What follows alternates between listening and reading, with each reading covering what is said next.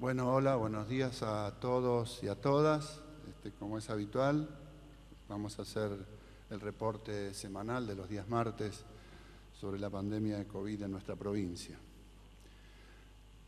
Como consideraciones generales, antes de dar los datos estadísticos e indicadores más precisos, podemos decir que las medidas de restricción, o mejor dicho, las medidas de cuidado, que así hay que llamarlas, las medidas de cuidado, han llevado a que tengamos resultados positivos en cuanto a que se cortó la subida exponencial que veníamos registrando de casos positivos de COVID en la provincia, y después de una semana en donde prácticamente salió empatada con la semana anterior, en esta que terminó el domingo pasado, empezamos con un descenso, y es muy valorable que así haya sucedido, porque volvemos a constatar una vez más que cuando se toman medidas de cuidados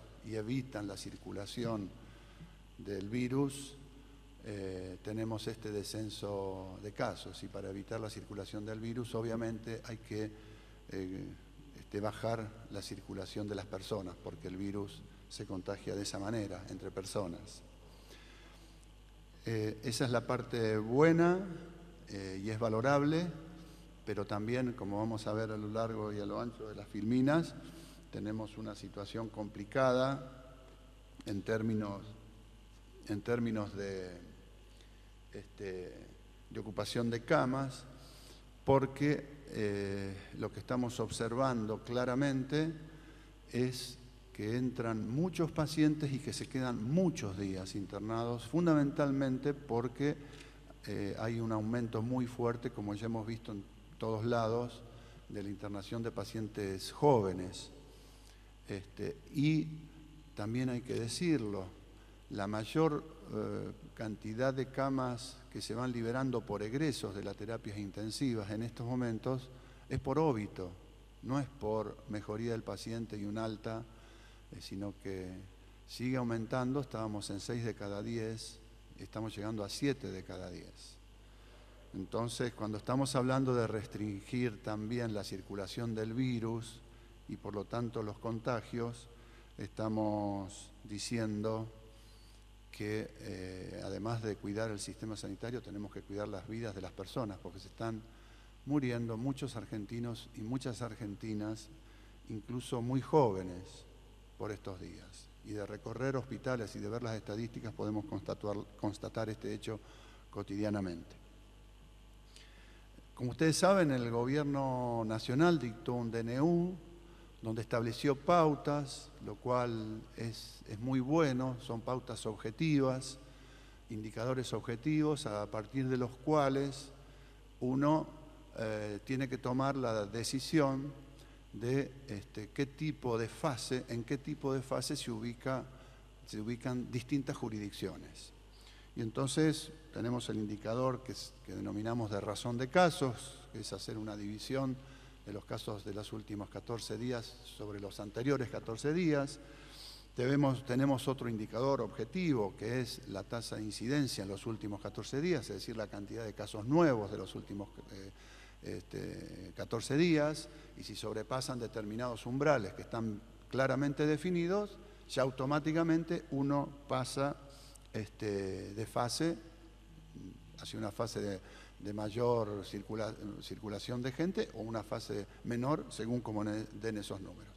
Desde ese punto de vista estamos muy conformes, porque además es prácticamente el sistema que veníamos usando en la provincia de Buenos Aires, nuestro sistema de fases, y que tan buenos resultados nos dio. Y el tercer elemento que se agregó es la ocupación de las camas de terapia intensiva, que se fijó en un número de un 80%. Ahí nosotros, la provincia, estamos haciendo una determinación de cómo vamos a definir ese 80% de ocupación, porque mientras las dos variables anteriores de las que hablábamos se miden por municipio, las camas no se pueden medir por municipio. ¿Por qué?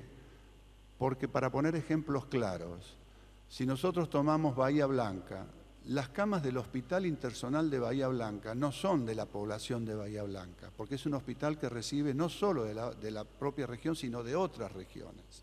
Entonces, las camas del Hospital Pena de Bahía Blanca no son para la población de Bahía Blanca. Entonces, medimos las dos indicadores anteriores con una población fija de un municipio, pero las camas no son de ese municipio, son de una zona mucho más vasta. Entonces, tenemos que hacer factores de corrección y un equipo que está trabajando en esto. Por otro lado, cuando nosotros tomamos la cantidad de camas que en un día supuestamente tenemos, y en un municipio chico donde hemos ampliado camas, antes no había camas de terapia intensiva, ahora hay, pero hay 4 o hay 6, y decimos, tengo una ocupación del 50%, y tomo esa foto hoy de esa ocupación del 50%, pero voy a tener que determinar medidas que van a durar durante varios días, y son 2 camas. Son 2 camas o 3 camas. Si son 6 camas en total y tengo el 50% o el 75%, estoy diciendo, tengo 75% cubierto, todavía no estoy en el 80%. Es una cama, porque tengo 4. Y una cama se me ocupa en 5 minutos. Ni hablar si se producen cuestiones, por ejemplo, como un accidente en la ruta, que de golpe me ocupa 20 camas. Y yo tenía supuestamente una cantidad de camas y en el lapso de media hora no la tengo más. Es decir, hay un montón de imponderables que hay que atender para definir con precisión cómo es ese 80%, que no es por municipio, sino que toma una dimensión regional, una dimensión de zonas de influencia de las camas disponibles, y que va a tomar ese indicador que se está construyendo y que se va a consultar con todos los secretarios de salud y que se va a consultar con todos los municipios.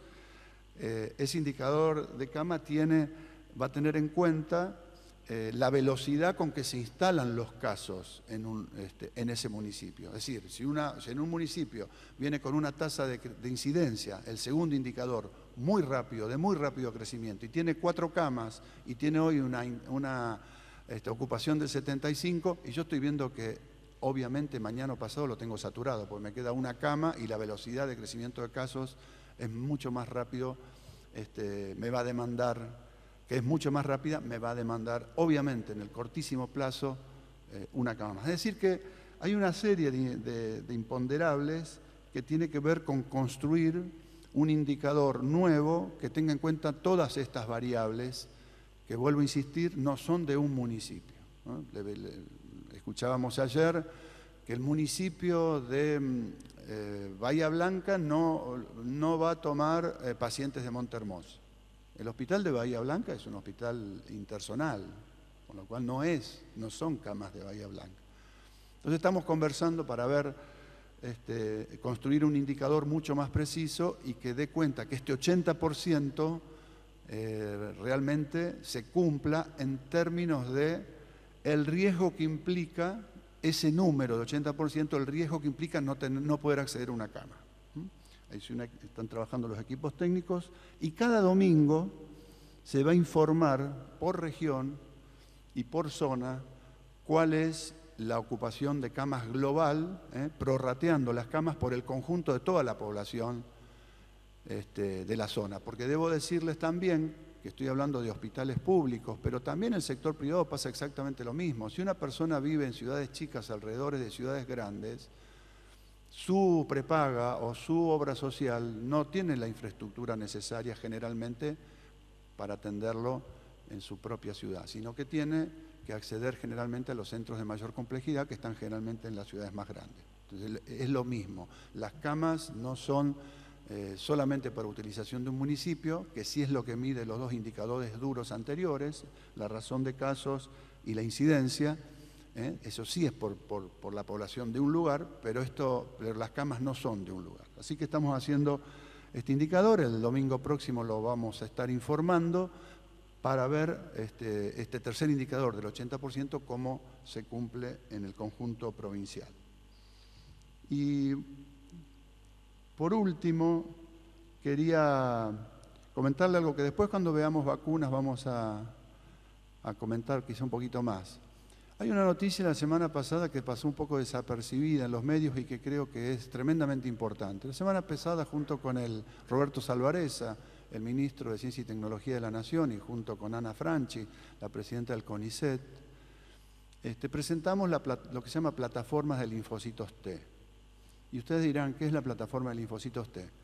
Es algo tan importante que creo que es Argentina el único país que lo está haciendo en el mundo. No encontramos hasta ahora ningún otro país, ninguna referencia que esté trabajando sobre plataforma de linfocitos T. ¿Qué quiere decir esto? Digo, porque es un avance importantísimo de la ciencia argentina. Quiere decir que nosotros hasta ahora venimos midiendo la eficacia de las vacunas con la generación de anticuerpos neutralizantes que produce esa vacuna y cada una de las vacunas. Ustedes saben, la provincia de Buenos Aires, que está participando activamente de esta plataforma de linfocitos T, desarrollada bajo la jefatura del muy prestigioso investigador Gabriel Rabinovich, también participa activamente del seguimiento, y tenemos estudios propios, sobre la cantidad de anticuerpos y por lo tanto la eficacia que tiene una vacuna en términos de generación de anticuerpos neutralizantes. Pero hay otra parte de la defensa del organismo que se llama las defensas mediadas por células, no por anticuerpos, que son los linfocitos T. Argentina es el primer país que ha desarrollado una plataforma para poder medir cómo las vacunas nos protegen no solamente con los anticuerpos, sino también con los linfocitos T, que es la otra manera de proteger que tiene el cuerpo ante la entrada de un cuerpo extraño, en este caso un virus. Es un avance extremadamente importante porque además nos va a permitir saber cómo funciona la segunda línea de defensa, que es la mediada por células, linfocitos T, pero también nos va a permitir conocer y entender el porqué de muchas reinfecciones, por ejemplo, que se observan en mucha gente. Quiero mencionarlo porque pasó desapercibido, pero eso es un avance importantísimo, con un aporte de la ciencia argentina que va a ser un aporte mundial y que además fue desarrollada por investigadoras del CONICET. Bueno, dicho estas consideraciones generales, vamos a pasar a la situación epidemiológica. Rápidamente vemos que en la provincia de Buenos Aires tenemos ya casi 320.000 casos de coronavirus confirmados, con una tasa de incidencia global de 769 en los últimos 15 días y cada 100.000 habitantes 7.520. Si la comparamos con la ciudad autónoma está hoy con una tasa de incidencia, es decir, casos cada 100.000 habitantes de 11.317 y en los últimos 15 días de 1.228. Tenemos a la fecha 33.446 fallecidos lamentablemente y vamos con la siguiente. Esto es lo que le comentaba recién, que después de haber logrado entre la semana epidemiológica 15 y 16 una estabilización prácticamente empatada en casos, hay casos de diferencia entre una semana y otra en toda la provincia, donde sí ya observamos un descenso de los casos en el AMBA un poquito mayor y un ascenso en el interior provincial. En la última semana registramos un descenso, en la última semana registramos un descenso importante, pasando de 11.746 casos a 9.663 casos, es decir, una disminución de 2.083 casos intersemanal en el conjunto provincial, 1.854 casos menos en el AMBA y 132 casos menos en el interior provincial. Es decir, el interior provincial, que también había comenzado a subir un poquito, descendió levemente, pero descendió. Son datos buenos y que, vuelvo a insistir, marcan la contundencia de que cuando se toman medidas de cuidados, los resultados se obtienen. Cuando vemos lo que nos va sucediendo en cuanto a descensos, ascensos y descensos, en rojo tienen ustedes cómo ascendía hasta hace pocas semanas el 67% intersemanal, después fue bajando a un 17%, después se estabilizó y esta semana en verde ya tenemos un descenso del 18% cuando comparamos la última semana con la anterior. Fíjense cuando comparamos lo que sucedió en los últimos 4 martes, miércoles, jueves, viernes, sábado y domingo, como viene habiendo un descenso del 15% los días martes, esta semana, este martes respecto al martes anterior, 16%, 6, 35%, 37% el día sábado, 33% el día domingo, y ayer día lunes 26% cuando lo contrastamos con el anterior, ¿no? Con el lunes anterior. Miren este gráfico, la línea roja es el día que se toman las medidas de cuidado. Y fíjense cómo venían los llamados al 148, siguen subiendo, obviamente se toman las medidas, siguen subiendo los casos, unos días más, pero luego empiezan a bajar. Obviamente no en la velocidad que desearíamos que la curva fuera más empinada hacia abajo y con unos registros de los últimos días que vemos que está media planadita, pero en conjunto vemos que se toman medidas de restricción y también impactaron en las llamadas al 148, donde recordamos, llama a la gente que tiene, entre otras cosas, sintomatología con COVID. También estamos viendo en nuestros centros de testeo fijos, en hospitales públicos, por ejemplo, que las famosas colas que veíamos para testearse de pacientes que tenían sintomatología compatible con COVID ya no existen, ya no hay colas, la demanda ha bajado bastante. También otro dato positivo es que sigue bajando la tasa de positividad, es decir, el porcentaje de personas que dan positivos respecto a la cantidad de testeos que se realizan. Y este último salto hacia abajo es bastante interesante porque llegamos a un 46,1 y luego ya bajó ahora a un 41,4, es decir, hay un descenso bastante significativo, por lo menos una tendencia en el descenso de la positividad. Otro dato positivo y que, para tener en cuenta. Estamos incrementando fuertemente los testeos, siempre nosotros los testeos los hacemos con criterio epidemiológico, no hacemos testeos al voleo, no sirvieron en el mundo, no sirven los testeos al voleo, sí sirven los testeos epidemiológicamente dirigidos y en este caso esta semana 79 operativos estamos haciendo en distintos municipios, ustedes están viendo allí algunos de los del conurbano, pero estamos haciendo permanentemente estos testeos para aportar a un aislamiento rápido de los casos positivos, de los contactos estrechos, etcétera, que nos permita también ayudar a que esa circulación del virus se vea menguada.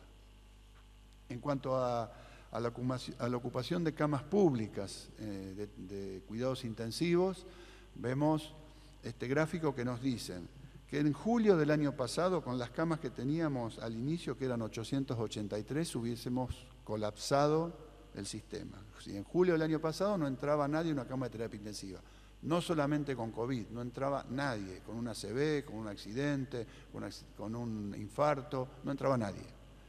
No había más camas para nadie, no solamente para pacientes con COVID. La expansión de camas del año pasado llegó hasta casi 2100, hasta 2100.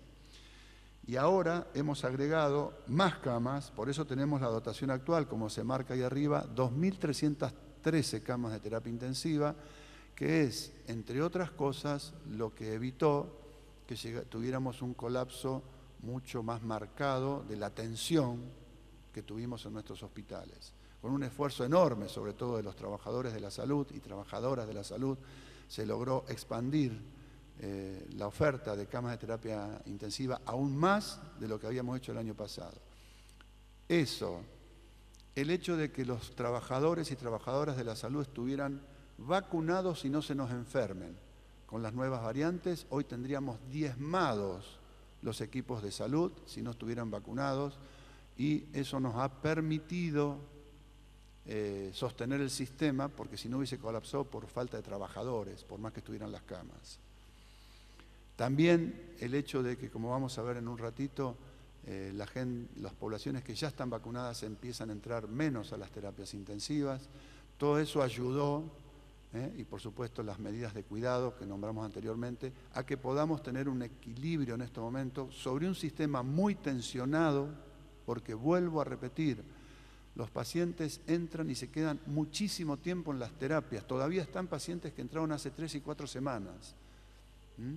Entonces, cualquier tensión extra, aunque hayan bajado un poquito los ingresos, los que se producen sobre un sistema que ya está muy colapsado. Yo estaba los otros días en Tandil, donde fuimos a llevar 3 camas más, porque el sistema había llegado al 100%, y tuvieron que derivar pacientes a otros municipios. Bueno, todo este esfuerzo de agregar camas, de vacunación, de medidas de cuidado, de trabajadores de la salud que no se nos enferman porque están vacunados, todo esto es lo que nos permitió hasta hoy que el sistema pueda soportar la cantidad de demanda que tiene. Fíjense en el gráfico que sigue que estamos en ese sentido en una ocupación de 73,56 promedio, y que tenemos 1.634 pacientes con COVID internados cuando en el pico del año pasado tuvimos 1.250. Es decir, hoy tenemos casi 400 pacientes más ocupando camas de terapia intensiva por COVID. Es claramente lo que le venimos diciendo. Son pacientes jóvenes, se quedan mucho tiempo internados y los que salen de las terapias, lamentablemente, la mayoría salen por óbito. Obviamente vamos a ver qué ocurre con toda esta gente joven que está internada. Es deseable que la mayor parte de ellos logren salir a futuro de la terapia intensiva de un alta y no por óbito, porque esto lo estamos viendo en los números de fallecidos a escala nacional y provincial. Son muchos. Las camas también vienen aumentando la ocupación de camas de terapia intensiva en general y por COVID en el interior. Recuerden que estábamos en un 38%, ya estamos en un 54%. Y vuelvo a decir, ese 54% es un promedio de municipios que están tranquilos, que le hemos agregado camas. Por ejemplo, hemos estado el fin de semana agregando una gran cantidad de camas en la semana pasada, en distintos hospitales, pero hay lugares donde esto representa un 100% y otros lugares donde tenemos menos ocupación. Todos los días nos llaman intendentes con que tienen sus terapias al 100% y ahí ponemos en marcha el sistema de derivaciones para que no le falten camas. Fíjense, la ocupación de camas de terapia intensiva según edad, según rango etario. La línea celeste de abajo, bien hacia abajo, son los mayores de 80.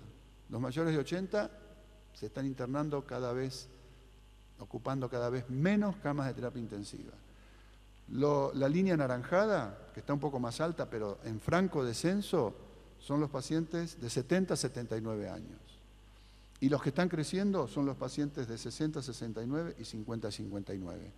Claramente los vacunados ya están ocupando cada vez menos camas de terapia intensiva. Por eso es que decimos que no es que estamos pidiendo algún esfuerzo para ver qué pasa algún día. Estamos pidiendo un esfuerzo con una fecha determinada, cuando tengamos ya cada vez más población vacunada.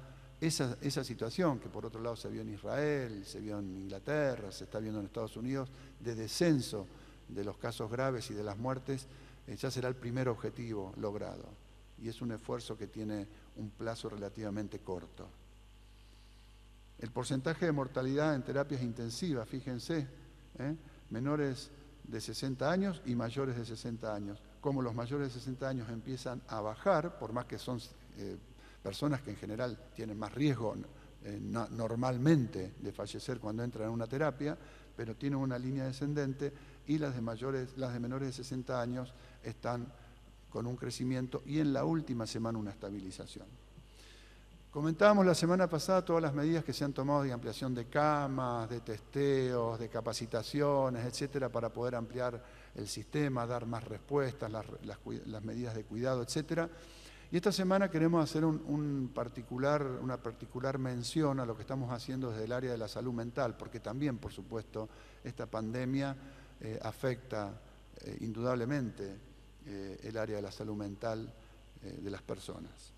Entonces tenemos 3 programas que está haciendo nuestro Ministerio de Salud provincial, un programa que es cuidar a los que nos cuidan, básicamente acompañamiento a los equipos de salud mental. En los hospitales, estar tanto tiempo sometido a esta presión, a pacientes y pacientes que llenan las camas, todos oxigenados, que hay que rotarlos, que hay que atenderlos y con la angustia que genera la alta tasa de mortalidad, hay que cuidar, hay que dar una atención especial y hay 120 equipos interdisciplinarios en 60 hospitales provinciales y 7 centros extrahospitalarios, 5 unidades de pronta atención y 23 ETEC, cuidando y dándole contención al área, en el área de la salud mental al personal que trabaja en el área de la salud.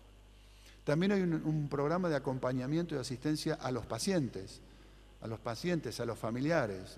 Se han entregado 256 tablets para que puedan estar comunicados. Hay ingresos de nuevos trabajadores al sistema de salud para poder soportar todo este sistema de ayuda que se está dando a los pacientes y a los familiares. Y por último, a través de la línea 0800-222-5462, se está haciendo un acompañamiento de asistencia general a la población. Hemos realizado ya 15.861 atenciones vía telefónica, a distancia, para la población general que demanda determinado tipo de problemas a nivel de su salud mental que obviamente traen aparejados este tipo de pandemias en el mundo. Por último, mencionarles que ya llevamos 3.173.000 aplicaciones totales de vacunas, 2.872.621 del primer componente. Estamos muy próximos a completar los 3 millones y estaremos completando ya esta semana el hito 1 y lanzando el hito 2. Próximamente estamos lanzando ya los turnos para los menores de 60 años con comorbilidades, mientras seguimos vacunando, por supuesto, a lo que falta, a lo poquito que puede estar faltando del resto de los grupos. Fíjense ustedes que en el personal de salud estamos en un 95%, 70 años o más, 70, 80, 90, estamos en un 87,65 con 1.144.000 dosis aplicadas sobre el total que se había anotado.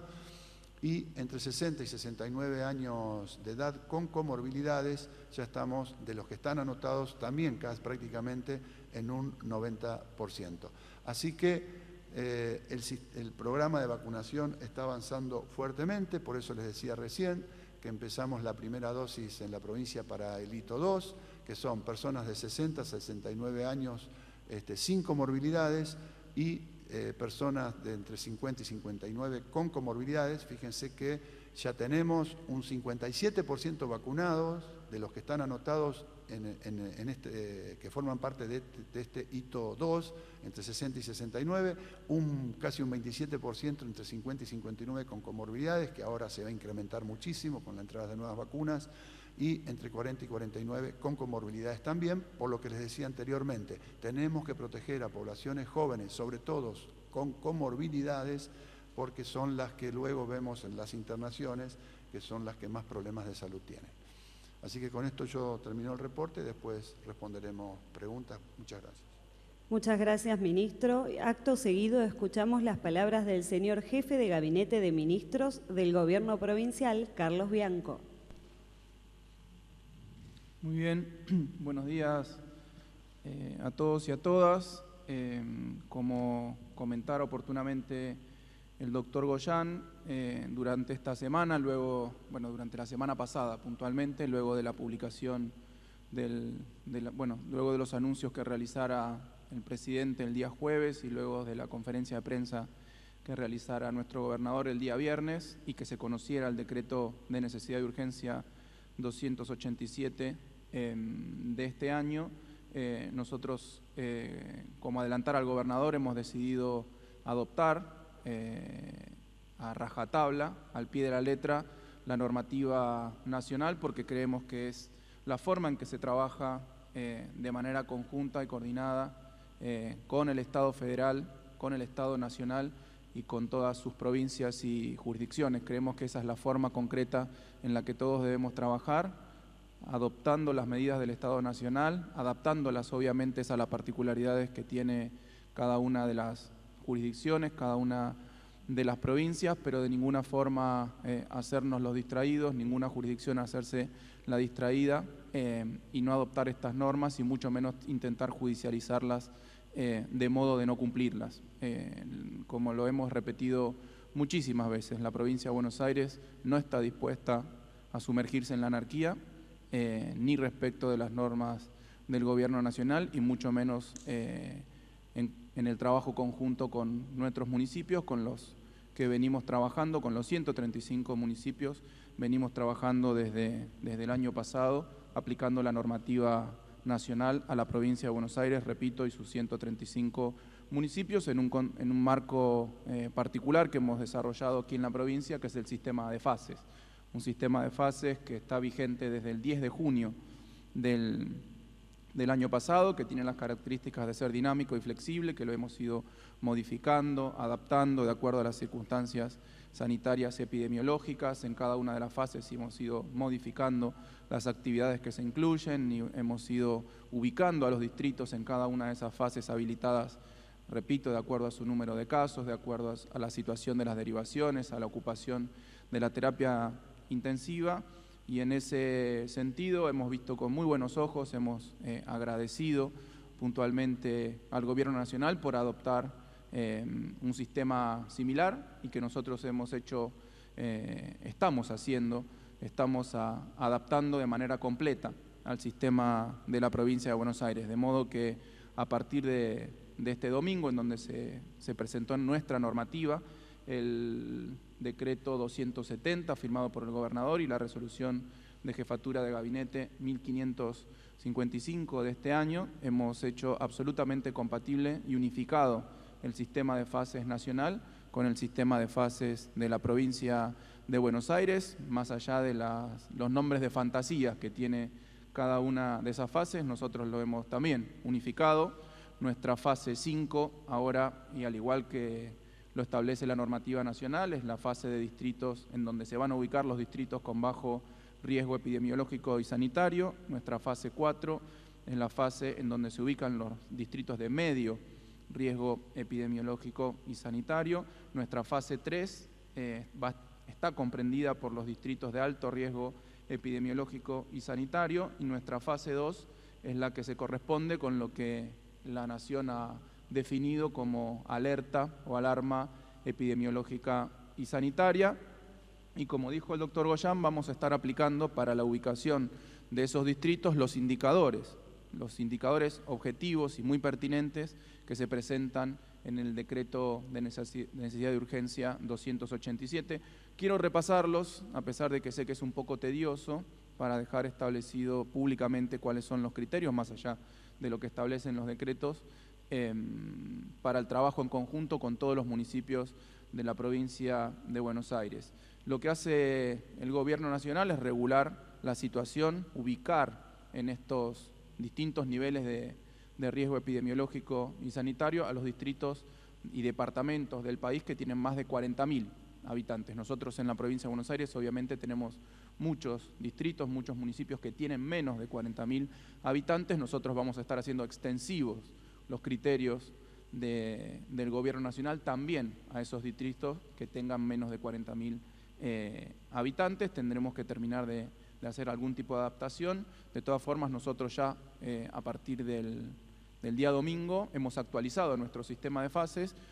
Nos vamos a tomar toda esta semana, como estableció el doctor Goyán, para terminar de hacer esta adaptación y volver a hacer una reubicación de los distritos de acuerdo al sistema actual de fases, repito, unificado entre la Nación y la provincia de Buenos Aires el día martes próximo, como hacemos todas las semanas. Como comentaba, los indicadores que se están presentando para establecer cuál es el nivel de riesgo epidemiológico son de tres tipos. En primer lugar, la razón de casos que existe en cada distrito respecto, en los últimos 15 días, las últimas 2 semanas, mejor dicho, respecto de las 2 semanas anteriores. Esto es cómo varió ese coeficiente, si bajó, si aumentó, si se mantuvo estable. En segundo lugar, la incidencia de casos cada 100.000 habitantes en los últimos 14 días, lo que indica cómo fue justamente la evolución de los nuevos casos, de los nuevos contagios en cada uno de los distritos. Y para el caso de la fase de alarma o alerta epidemiológica y sanitaria, esos dos indicadores que acabo de decir se toman con distintos valores para las fases 3 a 5, para la fase 2 o de alerta epidemiológica y sanitaria se utilizan la razón de incidencia de casos, una incidencia muy alta, es la que se está definiendo por parte del Gobierno Nacional, inclusive mucho más alta que la incidencia que han tomado países europeos, por ejemplo Alemania, para suspender la presencialidad en las clases, que estableció 165, si mal no recuerdo, 165 cada 100.000, nosotros estamos trabajando con 500 cada 100.000 para la suspensión de la presencialidad temporal por 2 semanas de las clases, y un indicador adicional que es el que nosotros vamos a terminar de reinterpretar y presentar la forma adecuada de calcular, de acuerdo a las consideraciones que hizo el doctor Goyán, de que muchas veces las camas no pertenecen a un distrito, sobre todo cuando se trata de hospitales interzonales, muchas veces en distritos chicos que tienen pocas camas, uno, como decía el ministro, pueden estar a un 60%, pero eso son 1 o 2 camas, y un accidente de tránsito ya hace colapsar el sistema sanitario y después empiezan las complicaciones para las derivaciones, así que ese indicador del 80%, obviamente que nosotros lo vamos a cumplir, pero con una interpretación regional y puntual para cada uno de los distritos de la provincia de Buenos Aires. Esta es la metodología con la cual vamos a seguir trabajando. Se han implementado medidas de cuidado nacional, nosotros hemos adicionado algunas medidas de cuidado de carácter provincial, en la fase 5 fundamentalmente, algo que no está previsto en la fase de bajo riesgo epidemiológico y sanitario. De todos modos es por ahora abstracto porque no tenemos ningún distrito hoy en fase 5 en la provincia de Buenos Aires, pero nosotros vamos a seguir implementando nuestro criterio, que a las 2 de la mañana se cortan todas las actividades comerciales, gastronómicas, de bares, y la circulación para los distritos que vayan a estar en algún momento en fase 5, vamos a mantener este criterio. Para los distritos en fase 4 o de medio riesgo epidemiológico y sanitario, ese corte, salvo obviamente los comercios esenciales, va a ser a las 12 de la noche, y la circulación también a las 12 de la noche, con todos los distritos que ahora vamos a comentar que se encuentran en fase 4 en la provincia de Buenos Aires. Para la fase 3 o de alto riesgo epidemiológico, nosotros estamos estableciendo un aforo del 30% para las actividades gastronómicas al interior, un cierre entre las 20 y las 6 horas de todos los comercios para los distritos en fase 3, repito, y una restricción horaria para el resto de actividades de comerciales entre las 23 y las 6 horas. Esas son las especificaciones que tienen que ver con las fases. Después, para la fase 2 tomamos a pie juntillas, al pie de la letra, todas las determinaciones del Gobierno Nacional que fueron explicitadas por el presidente y que figuran en la normativa. Respecto de la ubicación de los distritos de la provincia de Buenos Aires en las distintas fases, lo que hemos hecho en esta oportunidad, en esta actualización parcial que hemos hecho el día domingo, es obviamente sumar a la fase 2 a aquellos distritos que estableció el decreto de necesidad y urgencia 287, el Gobierno Nacional, en aquellos distritos de más de 40.000 habitantes y en aquellos aglomerados de más de 300.000 habitantes, definió cuáles de esos estaban en cada una de las fases. Nosotros tenemos hoy en fase 2 a los 40 distritos del AMBA, volvemos a trabajar con el AMBA 40, estábamos trabajando con el AMBA 35, sumamos a los 5 distritos del AMBA que habíamos permitido funcionar por fuera del esquema conjunto como aglomeración única del AMBA. Esos distritos son Bransen, Campana,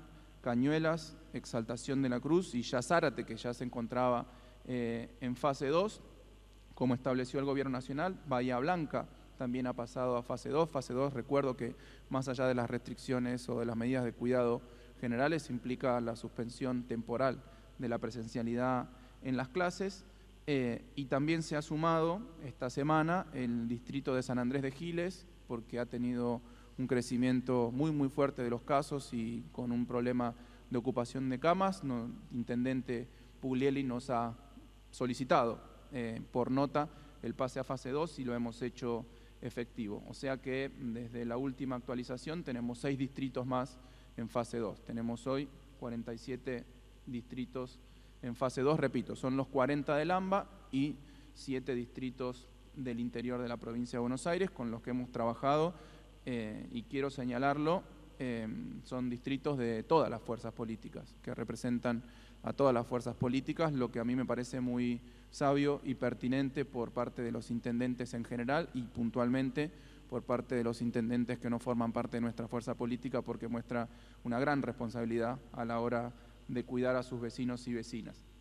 En fase 3 tenemos 52 municipios, se suma solamente para esta actualización parcial Adolfo Alsina, que nos ha solicitado también el intendente, debido a un aumento fuerte de los casos que ha tenido su distrito, pasar a fase 3. Y en fase 4 tenemos a 36 distritos, como dije hace un momento.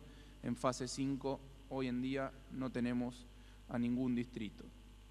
Por último, quiero comentar brevemente que en el día de ayer se ha hecho público, se ha publicado en el boletín oficial un decreto, el decreto número, ya les digo,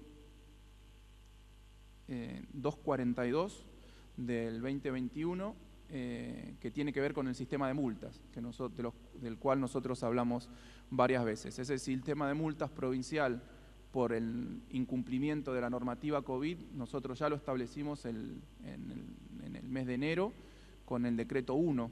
El primer decreto de este año justamente fue el establecimiento de ese sistema de multas. Hay varios distritos que han adherido a ese sistema de multas. Lo que estamos estableciendo con este nuevo decreto para facilitar toda la operatoria y la implementación de las multas es un fondo, ¿sí? Un fondo municipal en donde el cobro que hagan de las multas que se establecen en el municipio, cuando la gente que es multada por algún incumplimiento a la normativa COVID, que va desde no uso de barbijos en espacios en donde es obligatorio el uso de barbijos, hasta la realización de fiestas clandestinas, hasta el cumplimiento de cualquier otra normativa que está vigente y vinculada al COVID. Cuando tengan que pagar, esos fondos van a ingresar a la provincia, pero le van a ser, a través de este fondo, devueltos de manera íntegra al municipio que estableció la infracción, que elaboró el acta y que generó la multa para que sea pagada en el marco del sistema provincial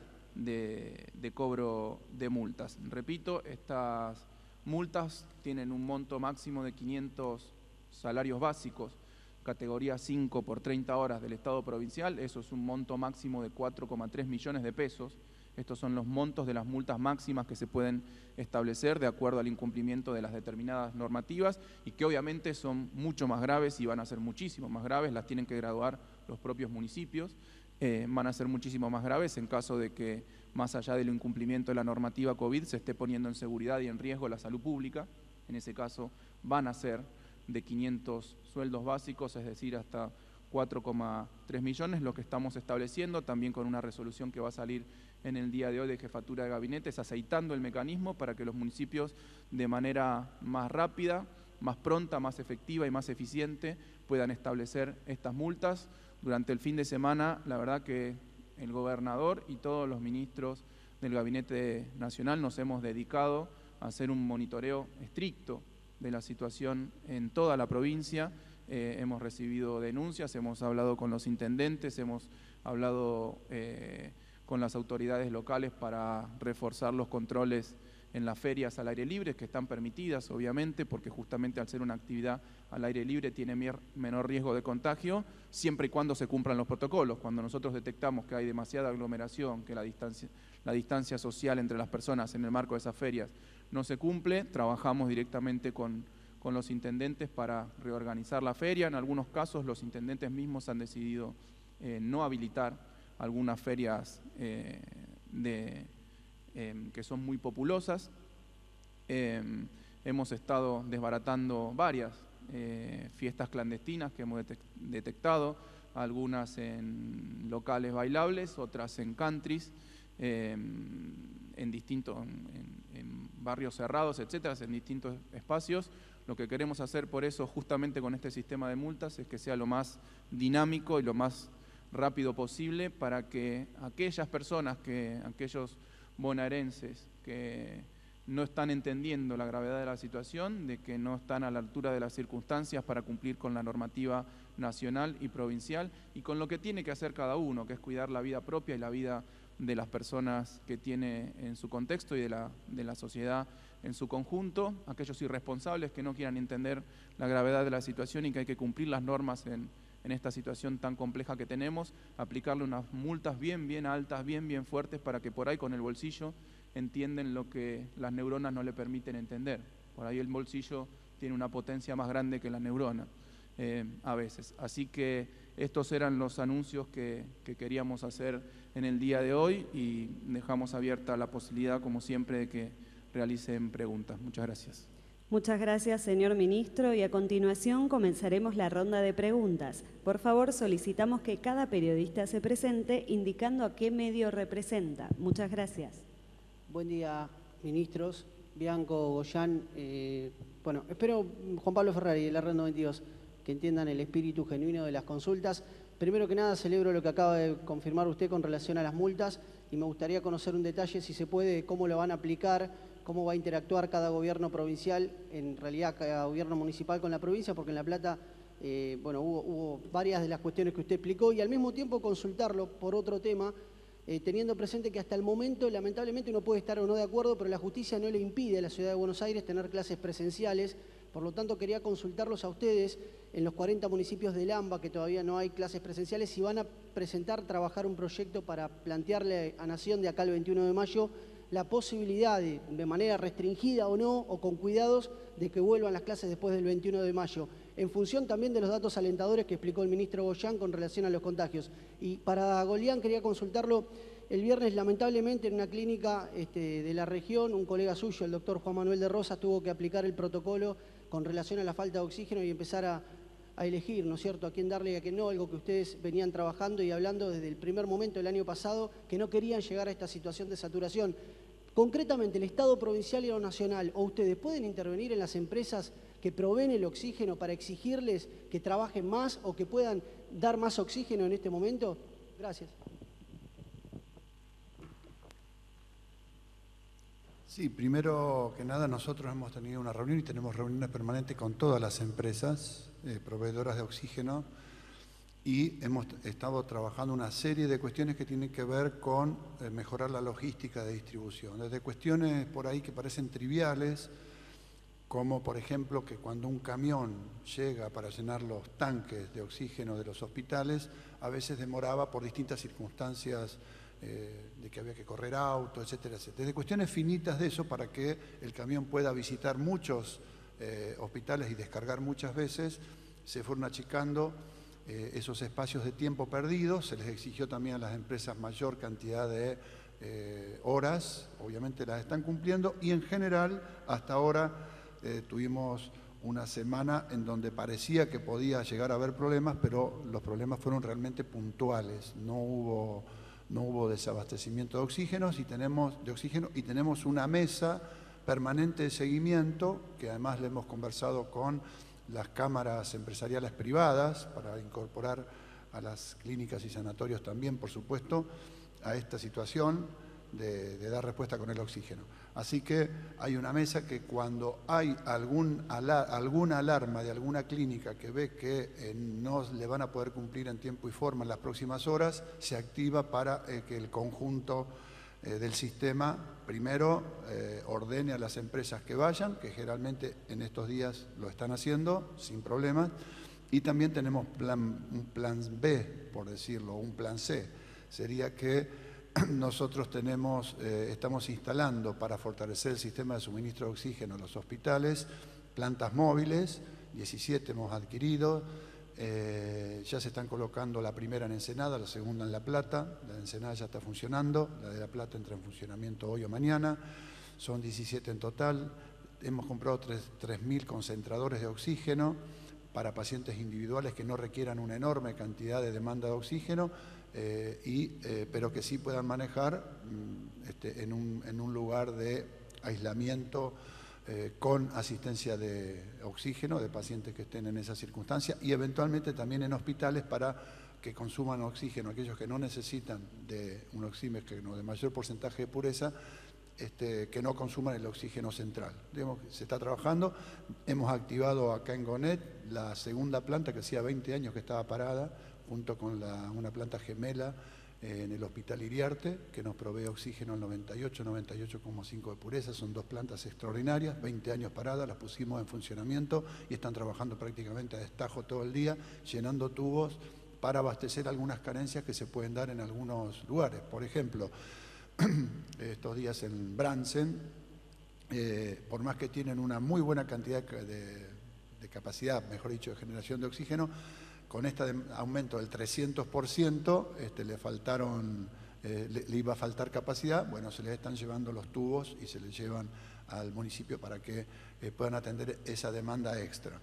Si se está manejando bien el tema oxígeno, le estamos exigiendo a las empresas que cumplan como se debe, pero debo decir, por último, al ritmo de crecimiento que veníamos de casos, el Ministerio de Salud de la Nación había calculado que se iba a necesitar, si seguíamos en ese ritmo de crecimiento exponencial, casi el doble de la capacidad de producción.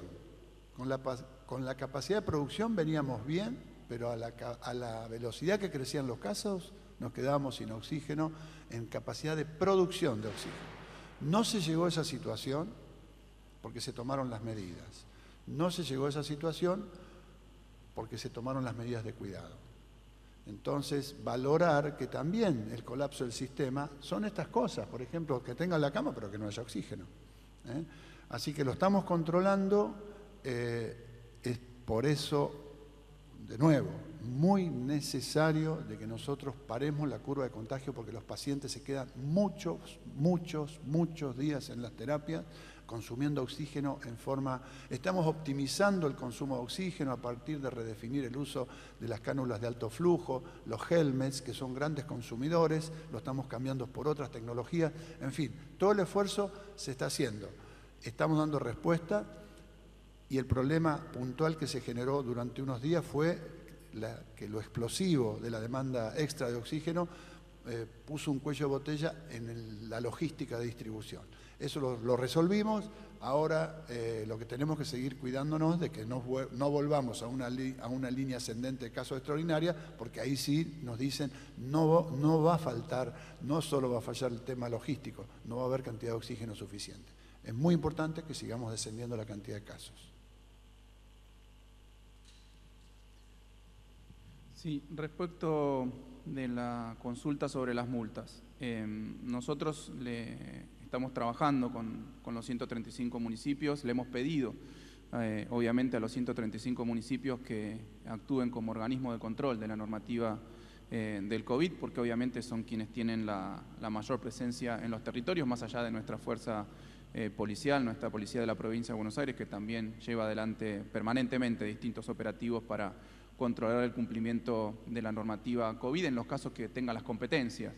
Obviamente que eso puede suceder para desmontar o desbaratar una fiesta clandestina, pero la Policía de la Provincia de Buenos Aires no está para controlar, por ejemplo, el horario de apertura y de cierre de los negocios que está establecido por la normativa provincial, sino que de eso se tienen que ocupar, o de los bares, etcétera, se tienen que ocupar los municipios. Comento muy brevemente cómo funciona esto. Va un agente municipal, labra un acta, se lo notifica con esa acta al comercio, a la persona, a la fiesta o lo que sea, a la persona que organizó la fiesta o las que están participando de la infracción. El acta sirve de notificación de la infracción, tienen que ir a hacer un descargo. A los 60 días el municipio tiene que determinar la sanción que se le aplica en caso de que corresponda una sanción y la graduación que se le aplica a la multa. En sí misma se le notifica la multa y se le entrega una boleta de pago para el sistema, como es el sistema integrado de emisión y pagos no impositivos, que esa persona lo tiene que ir a hacer efectivo el pago en un banco, en un espacio de cobro. Esos ingresos ingresan, valga la redundancia, a las arcas de la provincia de Buenos Aires y le son devueltos en un 100% a través de este sistema que acabamos, de este fondo que acabamos de crear, en un 100% a los municipios. Esa es la forma práctica, concreta y sencilla en que funciona el mecanismo. Respecto a las clases, nosotros, como dije al comienzo de la presentación, vamos a cumplir a rajatabla, al pie de la letra, la normativa nacional. Esa normativa nacional establece que en los distritos que estén en alerta epidemiológico y sanitario, los distritos de fase 2, de acuerdo a nuestro sistema de fases integrado ahora con el nacional, no van a tener clases presenciales hasta entonces, porque estamos cumpliendo al pie de la letra, y después, una vez que expire la normativa vinculada con el Decreto Nacional 287, en el DNU de Orden Público número 287, evaluaremos la situación. Ojalá, digo yo, que sigan cayendo los casos como cayeron la semana pasada, ojalá que más rápido, porque lo hemos dicho siempre, y nosotros que seguimos dando clases todavía en la universidad, que lo estamos haciendo por Zoom ahora. Yo anoche, entre las 8 y las 10 de la noche, di clase por Zoom en la Universidad de Quilmes. La verdad que no me gusta, no me parece la mejor forma de dar clase. Prefiero un pizarrón, una tiza o un proyector, estar frente a los alumnos y a las alumnas, que me hagan las consultas, explicar, mirarlos a la cara, etc. Nadie duda que la presencialidad es la mejor forma del proceso de enseñanza y aprendizaje. Nadie lo duda. Tampoco nadie puede dudar que estamos en una pandemia y hay que tomar determinadas medidas para bajar la circulación, bajar los contagios, bajar las internaciones y bajar las muertes. Porque esto es algo que lo explicó muy detalladamente el doctor Goyán. Ya tenemos que tener como objetivo que la gente no se contagie y que no padezca la enfermedad grave, porque de las personas que ingresan a terapia intensiva, es un dato choqueante, lo dijimos la semana pasada, en general, en promedio, de cada 10 personas que entran a terapia intensiva, 6 fallecen. Cuando se desocupan las camas, se desocupan porque fallecen las personas, en general, no porque se curan. Y cuando uno mira a la población mayor de 60 años, de cada 10 personas que entran a terapia intensiva, enfermas de COVID estoy hablando, 7 fallecen. O sea que el objetivo es bajar lo más posible la circulación, bajar lo más posible los contagios para evitar muertes. Eso es lo que estamos haciendo. Estamos salvando vidas o evitando muertes. Pónganlo en los términos que quieran. Por eso nosotros no nos vamos, como lo dijimos muchas veces, vamos a cumplir toda la normativa nacional. Lo dijo nuestro gobernador, lo hemos dicho varias veces, dentro de la ley todo, fuera de la ley nada. No nos vamos a sumergir en la anarquía y no respetar la normativa de los decretos de necesidad y urgencia. No podemos entrar en una situación de anomia, en una anomia que no nos hace bien a ninguno. No lo vamos a hacer. Última pregunta. Marita Duarte, Radio Provincia.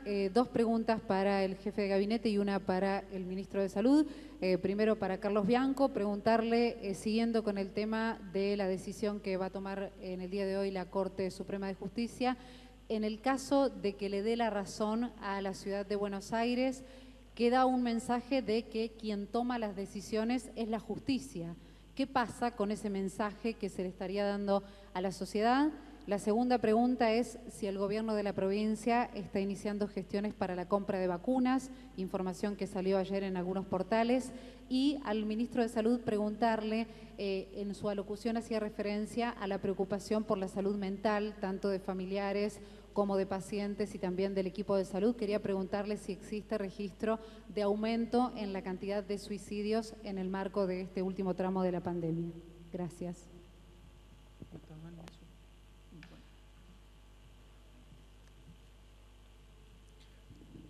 Todavía no tenemos un reporte porque es anual, se están terminando de consolidar. No tenemos un reporte específico que nos diga que están aumentando la cantidad de suicidios en esta última etapa, pero bueno, los datos consolidados los vamos a tener más adelante. Sí quiero mencionar, un poquito metiéndome en la pregunta, pero simplemente para darle la visión sanitaria, que nosotros hemos insistido una y otra vez que en los grandes conglomerados urbanos las decisiones de salud o que involucren cuestiones de salud que se tomen de un lado o del otro, o las decisiones que se tomen de un lado o del otro, impactan en los demás. Es decir, no es una cuestión que una decisión de la Ciudad Autónoma de Buenos Aires es solo para la Ciudad Autónoma de Buenos Aires, es para todo el país incluso, más allá del conurbano. Con lo cual no sé cuál será el fallo, no tengo idea, tampoco soy bastante lego en lo jurídico. Sí quiero decir que desde lo sanitario me parece que en las decisiones judiciales tendría que contemplarse en una pandemia principalmente el problema de salud. No hay autonomía entre lo que hace un municipio y lo que hace el de al lado en salud, porque el virus no se corta en la General Paz. Es decir, no se puede decir que una jurisdicción, sea la que sea, haga lo que quiera, porque tiene autonomía cuando hablamos de temas de salud, y menos en una pandemia, porque no va a afectar solamente esa jurisdicción. Sería una aberración que se decidieran sobre cuestiones de salud separando las jurisdicciones como que son cosas autónomas. Esto no es un impuesto que va a afectar a la ciudad o a la provincia o a un municipio. Es una cuestión de salud que lo que pasa en ese lugar no afecta solamente ese lugar.